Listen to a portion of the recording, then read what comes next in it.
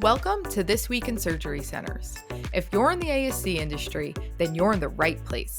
Every week, we'll start the episode off by sharing an interesting conversation we had with our featured guest, and then we'll close the episode by recapping the latest news impacting surgery centers. We're excited to share with you what we have, so let's get started and see what the industry's been up to.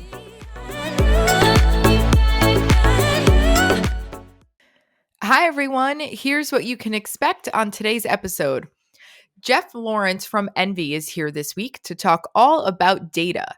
Clean, robust, and actionable data should be at the core of your surgery center strategy if you want to continue to thrive. He'll dive into the tools and systems you can use to pull the data, and most importantly, chat through how you can use it for savings opportunities. And in our news recap, we'll cover a few nursing schools that are offering free tuition in exchange for a pledge to work post-graduation, exciting news from SCA Health, how providers are attempting to tackle healthcare for the homeless, and of course, end the news segment with a positive story about AI software that has been successfully trained to detect breast cancer. Hope everyone enjoys the episode, and here's what's going on this week in surgery centers. Jeff, welcome to the show. Pleasure to be here. Nick. Appreciate it. Jeff, can you tell our listeners a little bit about your current role and some of your overall experience in the ASC industry? Yeah, so I'm currently Vice President of Business Development with Envi, and so I'm responsible for business partnerships and the sales team. I've been in healthcare software for 22 years now, with kind of a small stint in between for data cleansing delivery. So very, very focused in this small little area. I've been with Envi for about 14 years now, and as part of Envi and kind of in that same role. And with Envi, we're basically a materials management system, cloud-based materials management system for the healthcare space, and specifically kind of a focus in that ASC space. So the past 14 years with Envi has been very focused on ASCs and clinics supply chain optimization. Fantastic. 20 years in healthcare technology is enough to know what you're talking about. So that's good. I've seen a lot of interesting things. There's no doubt. Yeah. And Jeff, wanted to drill in with you today and talk a little bit about the operational data categories and data elements specific to ASC operations and running facilities more efficiently and reducing costs. And so as we think about those kind of overarching data categories that ASCs should be thinking about, how do you think about that at kind of the highest level? Yeah, and so I always kind of start with understanding the importance of data, and I really kind of, the picture I have in my mind is kind of data is the DNA of the supply chain. So it's absolutely foundational and core to kind of everything that you do from there. And actually, maybe a quick disclaimer as well, because when I look at a commitment to data, that's also like a commitment to technology and automation. So they're really kind of all tied together, because when I look at data, it is the foundation of your software. So in order to maximize the value of your software, you have to optimize your data within those software systems in order to get the most from your software, but then that will be driven by kind of the data that you're managing within those systems. Think in practice management, think purchasing systems, like those are the ones, the data that I'm referring to. Right.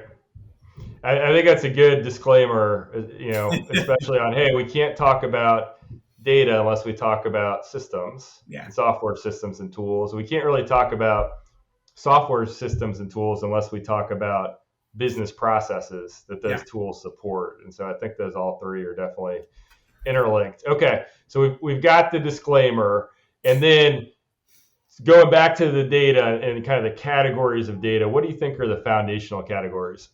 Yeah. So when I'm looking at data too, there's kind of multiple different systems that are kind of in play in an ASC, right? And kind of like the outcomes that we want to drive are going to be, hey, we want to make sure that we are driving accurate case costing. So the data related to driving that accurate case costing is kind of specifically what I'm looking at. So, hey, you have patients, you have products, you have prices, you have, kind of charge masters, you have, kind of the related preference cards that are related to that. So all of that data related, to those practice management systems. And then kind of that other major component is going to be kind of supply chain spend management. So kind of having that system or that database, which is that complete repository of all of the products and services that you're buying. And so then it's the related data to support that purchasing. So think of like the different products and the reorder numbers, the units of measure, the pricing, all of that information that is, kind of at the lowest level that will feed up to the software and the processes that need to be in place to kind of run accurately. Great. So let's take that outcome of case costing, which really kind of informs the huge piece of the P&L of an ASC, right? You've got your revenue, which is driven by cases, and then you've got the cost side of it. And so let's talk about that case costing and see if we can break it down a little bit. So we have preference cards, right, which align at the facility in terms of the cases being performed and the inventory and the pieces and the products that go into delivering that case, right? Yep. How well do you think that the industry is doing preference cards today? And what's been your experience? Does everybody have those nailed, or do you see some centers that do it great and some centers that have opportunity? Yeah, well said. Some that have opportunity. It is not a universal, accurate, kind of database which drives, accurate case costing. I've seen way too many times when people will, calculate their case cost every other year. It's like once every 2 years they're determining what their case cost is, just because it's too much work. And that's where I think we really kind of need to change kind of the philosophy that this really needs to be a key strategy, because you have to have accurate data, which is informing your cases, which is informing kind of what your case cost is. And I would probably say we kind of have to take one step back from there to start, because when I look at some of those different systems that are in place in an ASC, one is, hey, you need to be purchasing. So if you initially focus on, hey, I want to make sure that all of my purchasing data, so I have like a single repository, right, for all of my purchases. So I have a single repository. So my products are accurate, my descriptions are accurate, my reorder numbers, my costing. So the products that I'm buying is accurate. Now let's make sure that that information is also feeding kind of that clinical or practice management system. So if I'm buying the right products at the right prices and I'm focused on that data, and then I use integrations, and or, kind of just like, elbow grease and making sure that you're kind of doing it, properly the first time, it's going to feed the products and the prices that are in the clinical system, the practice management system, which will then inform the cases and the products that are tied to those preference cards.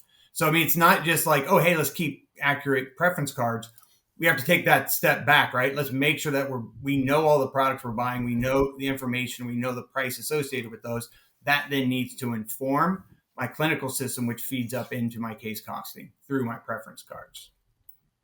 Does that make sense the way I said that? It does. So the inventory has to be accurate to be accurately reflected on the preference cards. And where do you see, because that makes a lot of sense, where do you see the breakdowns when there's inefficiency in an ASC setting? Where do you see the breakdowns? Is it on, hey, more often than not, the preference cards aren't accurate with the right inventory components and supplies? It's a bit of a snowball, because as soon as the information associated with those products starts to become inaccurate, then all of a sudden it becomes less relevant for people to feel that they need to maintain the proper products on those preference cards. So it's kind of like, hey, make sure you have the right data in the system and all the relevant products that you're purchasing is available. And so then when like folks are building those preference cards, the data is available and relevant and accurate and complete. It makes it a lot easier for them to feel that it's relevant for maintaining the preference cards. Yep. Great. And how do you kind of advise customers to think about this, or maybe if they're setting it up for the first time, maybe in a de novo setting as an example, how should they think about the products that they're going to have and the data, the cost data, the other data that they want to be capturing around those products.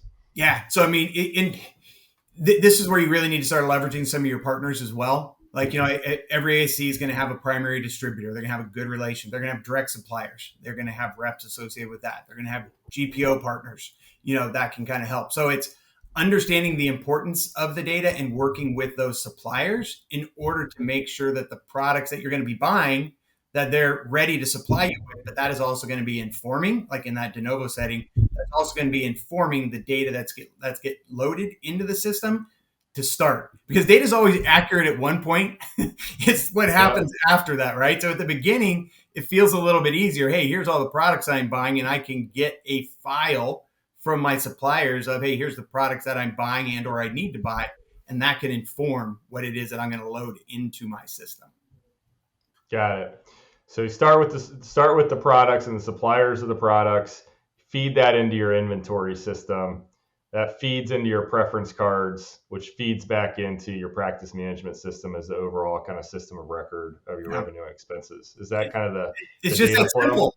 Yeah, exactly. Just that simple. I don't know why we think this is hard. Yeah. Do customers ever get hung up in terms of that data flow across the different systems? Because oftentimes, as you mentioned, sometimes the inventory management system is different than the practice management system, right? Yeah. And so are there any best practices to getting that flow and that data flow to work well? Yeah, and I would say, it's kind of the measure twice, cut once kind of philosophy. So as you go in and you're thinking about what is my strategy, it's thinking about and evaluating those. So like, lots of people use a purchasing system that is different than their practice management system. So when you do that, there's a lot of efficiency that's driven with that, for like that best of breed purchasing system. Well, you need to ask that question up front. Hey, do you integrate with my practice management system? And if the answer is no, you're not going to have an optimized supply chain and data strategy.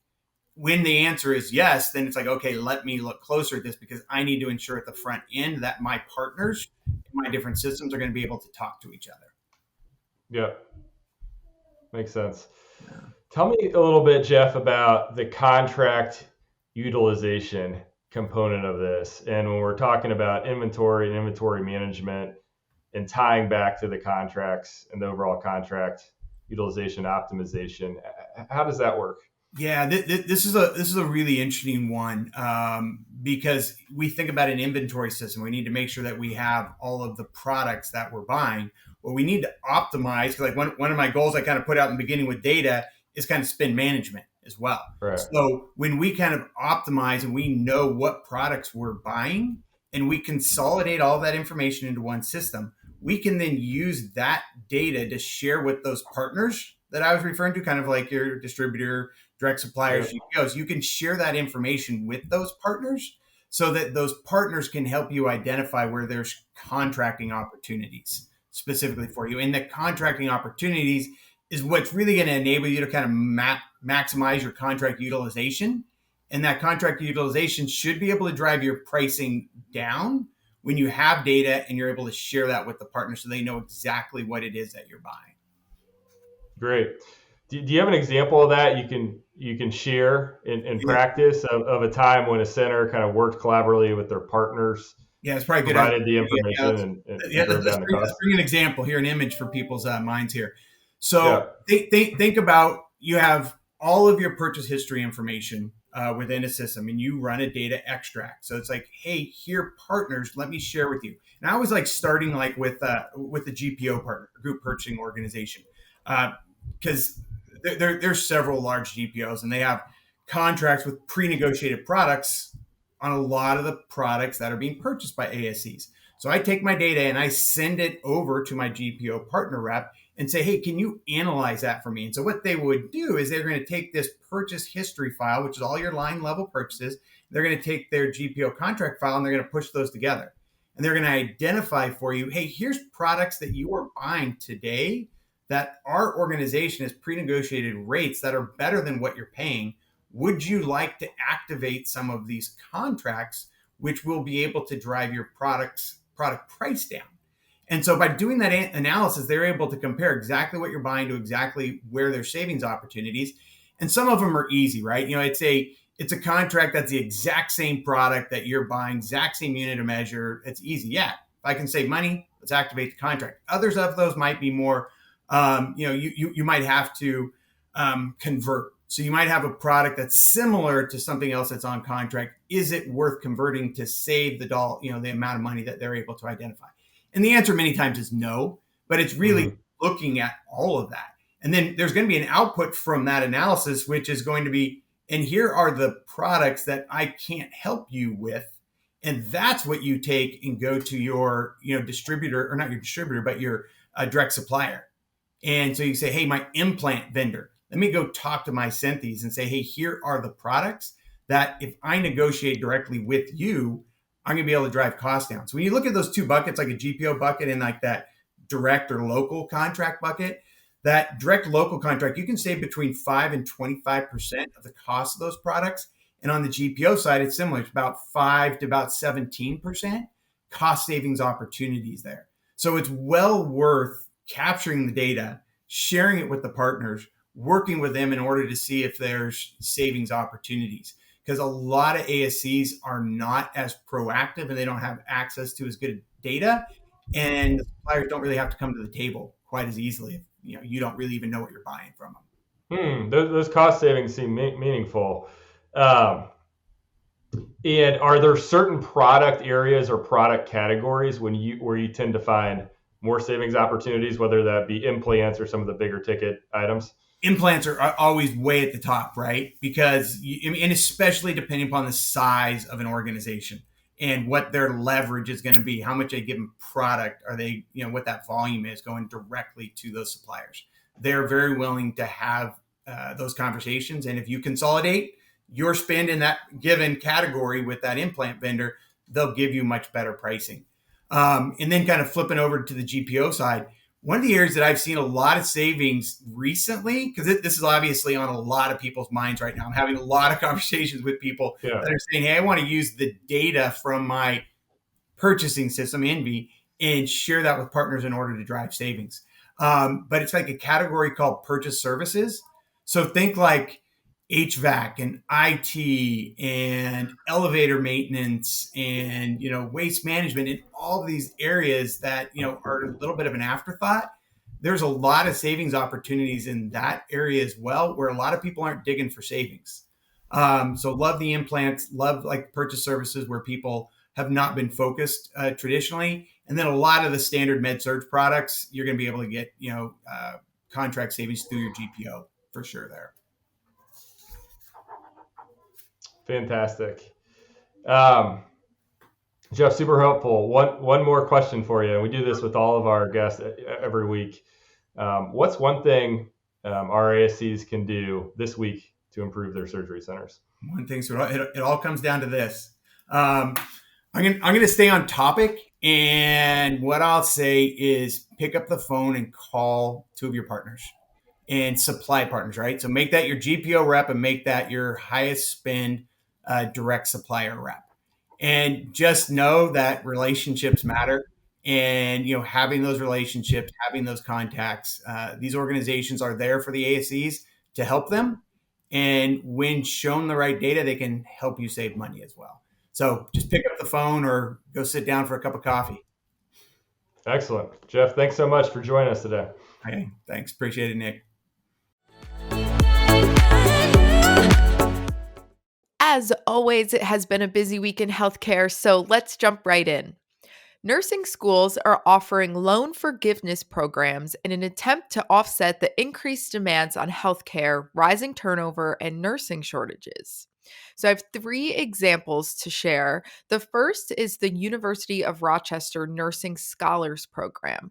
So starting in the fall of 2023, they will cover the tuition for students pursuing a year-long accelerated bachelor's degree in nursing and sweeten the deal with a guaranteed job at one of 2 hospitals in the area upon graduation.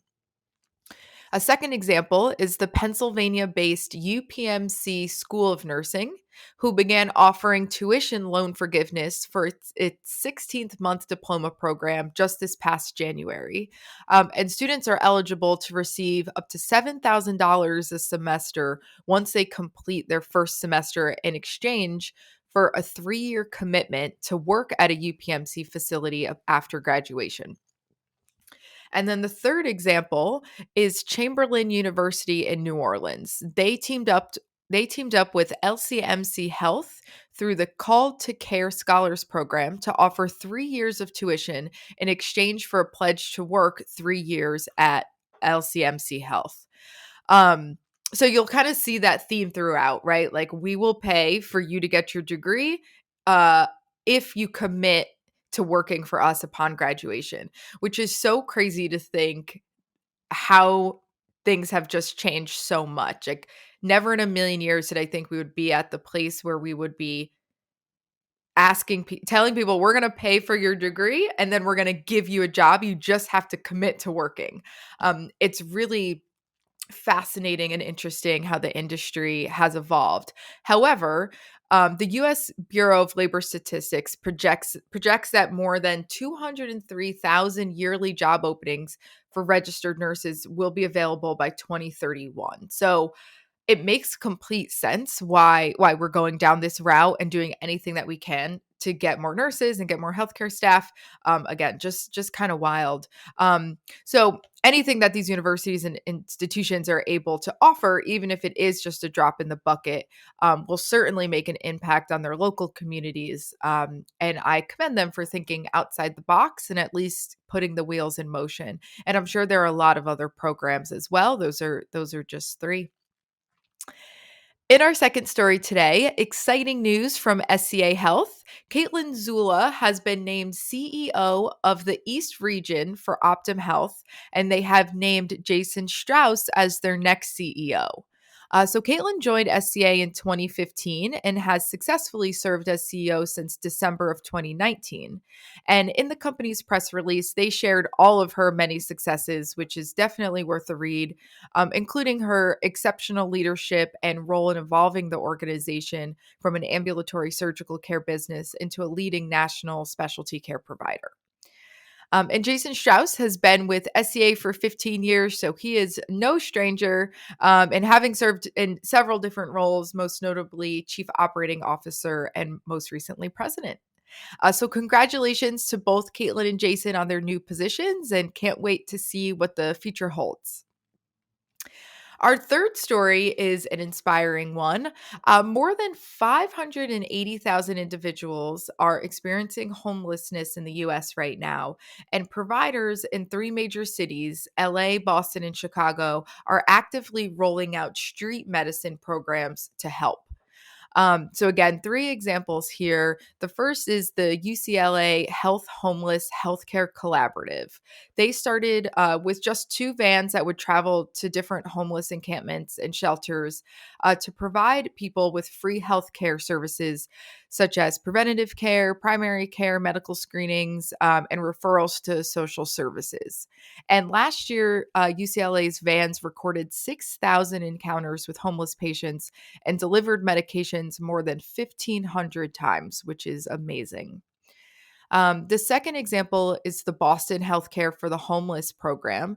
They operate a little differently and actually have 600 employees, and they are considered a federally qualified health center, so an FQHC.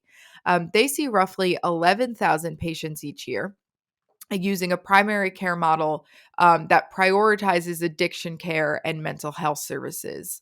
And by being proactive in their community, they've seen really great success, and they've been recognized by the state and the city for the work that they're doing.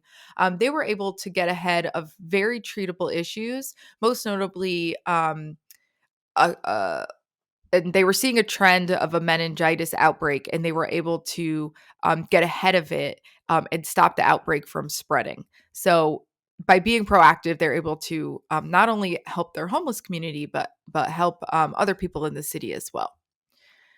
And lastly, over in Chicago, UI Health has the Better Health Through Housing program, which helps patients who frequently visit the emergency department and suffer from chronic conditions like heart failure, kidney disease, mental illness, and addiction. And through grants, they were actually able to house more than 100 patients. Who they would frequently see that they knew did not have a place to live. So all three of these program leaders urge the government on every level and also payers to increase their involvement in healthcare for the homeless and really start to consider it a public health issue and not a social issue. And even kind of reframing it like that makes you understand why obviously healthcare leaders on all level need to be involved in helping to care for the homeless as much as possible. And to end our news segment on a positive note, AI software shows promising results in detecting breast cancer missed by doctors. In Hungary, Chiron Medical Technologies has been feeding its AI systems millions of mammograms from patients whose diagnoses are known, as well as images labeled by radiologists to teach the AI tool to detect cancerous growth by their shapes, locations, and density. And in 2022, after testing more than 275,000 breast cancer cases, Chiron said its AI tech can spot cancer at least as well as the doctors can. And additional testing found that the AI software was able to identify more issues, increasing the cancer detection rate by 15%. It's super important to note, though, that this technology is meant to be used alongside doctors, not in lieu of. But just more exciting news about the future of AI and helping keep patients safe and healthy. And that news story officially wraps up this week's podcast. Thank you, as always, for spending a few minutes of your week with us. Make sure to subscribe or leave a review on whichever platform you're listening from. I hope you have a great day, and we'll see you again next week.